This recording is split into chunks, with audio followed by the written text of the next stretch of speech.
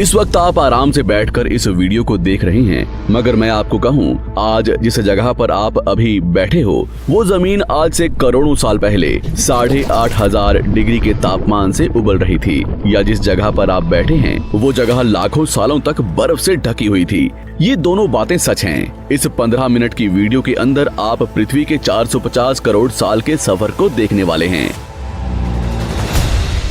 जिस जगह आज हमारा सौरमंडल है, वहाँ विभिन्न प्रकार की गैस और धूल के बादल हुआ करते थे। वैज्ञानिकों के मुताबिक इन धूल के बादलों से दूर एक तारा हुआ करता था। वक्त के साथ साथ उस तारे की ऊर्जा कम होने लगी, जिसके कारण उसके अंदर एक विशाल विस्फोट हुआ। विस्फोट की वजह से अंतरिक्ष की ये धूल एक दूसरे से दबने लगी।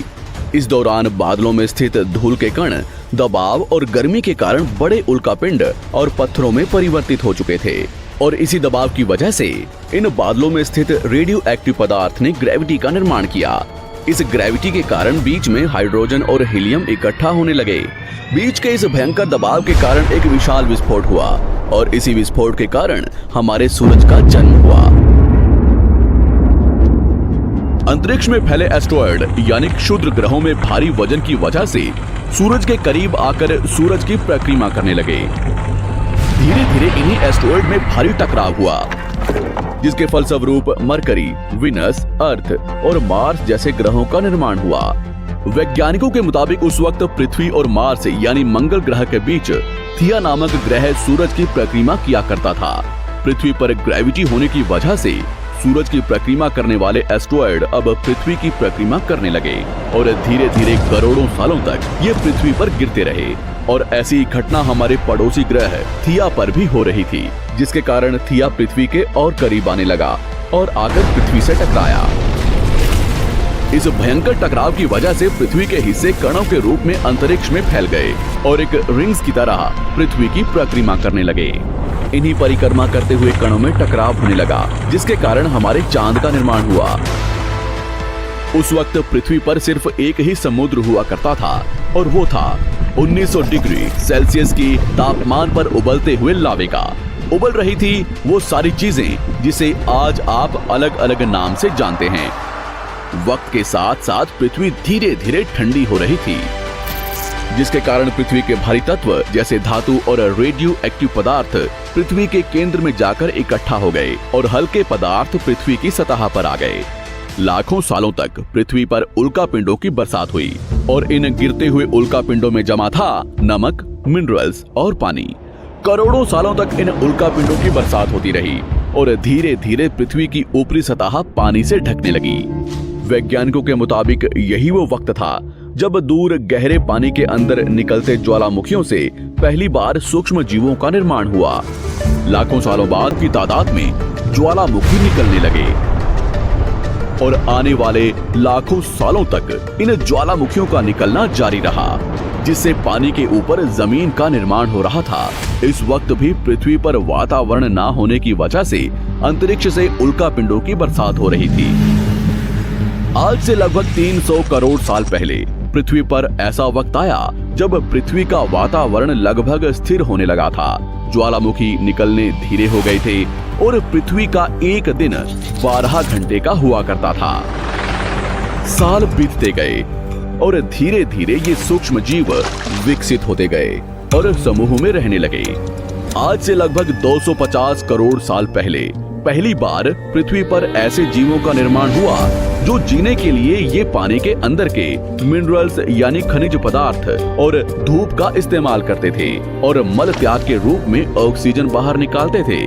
इस वक्त तक पृथ्वी पर ज्यादातर ज्वालामुखी निकलने बंद हो चुके थे, और इन माइक्रोबैक्टीरियाज की वजह से वातावरण में ऑक्सीजन की मात्रा बढ़ रही थी। वातावरण में ऑक्सीजन बढ़ने की वजह से पृथ्वी का वायुमंडल बनना शुरू हुआ, और आने वाले हजारों सालों तक वातावरण में ऑक्सीजन की मात्रा बढ़ती रही, जिसकी वजह से पृथ्वी के ज्यादातर हिस्सों में ये सूक्ष्म जीव फैल गए। हजारों सालों बाद एक वक्त ऐसा आया जब पृथ्वी में ज्यादा ऑक्सीजन बढ़ने के कारण ये सूक्ष्म जीव मरने शुरू हो गए।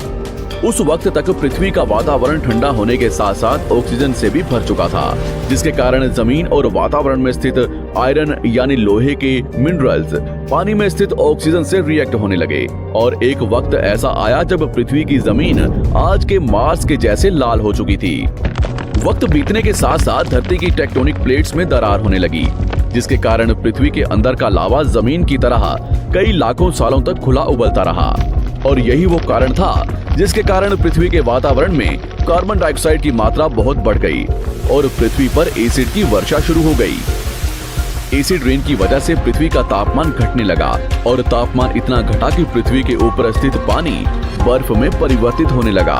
पृथ्वी पर पहली बार भयंकर आइस एज आया। इस वक्त पूरी पृथ्वी सफेद बर्फ से ढक चुकी थी।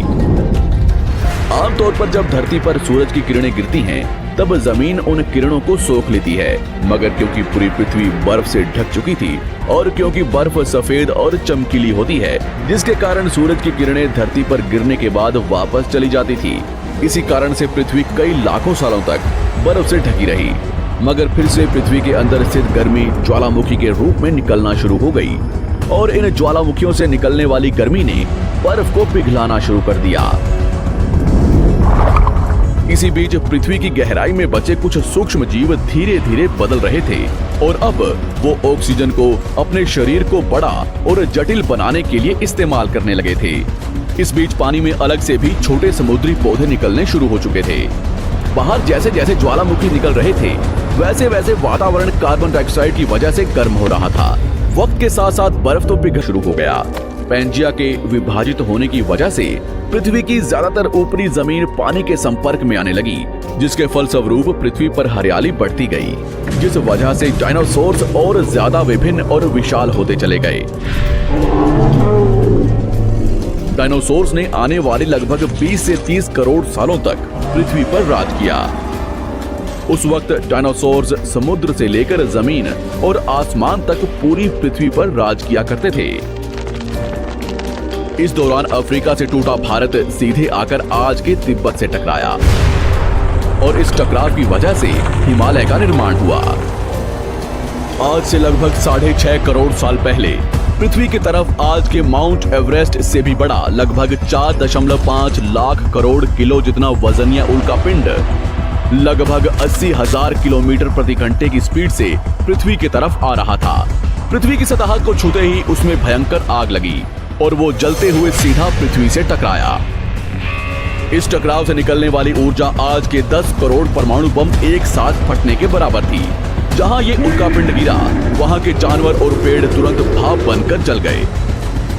गिरते ही पृथ्वी पर पूरी तरह धूल फैलने लगी। समुद्र में भयंकर बाढ़ आने लगी। भूकंप और आग ने पृथ्वी को जलाना शुरू कर दिया। कुछ ही घंटों में पूरी पृथ्वी के वातावरण में हानिकारक गैस और धूल की वजह से पृथ्वी नर्क हो चुकी थी। डायनासोर्स, घुटन, आग और भूखमरी से पूरी तरह विलुप्त हो गए। इस वक्त हमारे पूर्वज जमीन के अंदर रहा करते थे, जिसके कारण वो इस विशाल प्रलय से बच गए। पृथ्वी का वातावरण पूरी तरह से काला और अंधेरा हो चुका था, जिससे धूप भी जानवर से इंसान बनने में कई लाखों सालों का। मगर हमने इन 100 सालों में जितना पृथ्वी को गंदा और तबाह किया है, उतना आज तक किसी भी प्रजाति ने नहीं किया होगा। हम फिर से धरती को गर्म कर रहे हैं और कार्बन डाइऑक्साइड की मात्रा बढ़ा रहे हैं। वैज्ञानिकों का मानना है कि पृथ्वी पर फिर से विशाल परिवर्तन होने वाला है। भविष्य में पृथ्वी कैसी होगी, जानेंगे हमारी अगली वीडियो में।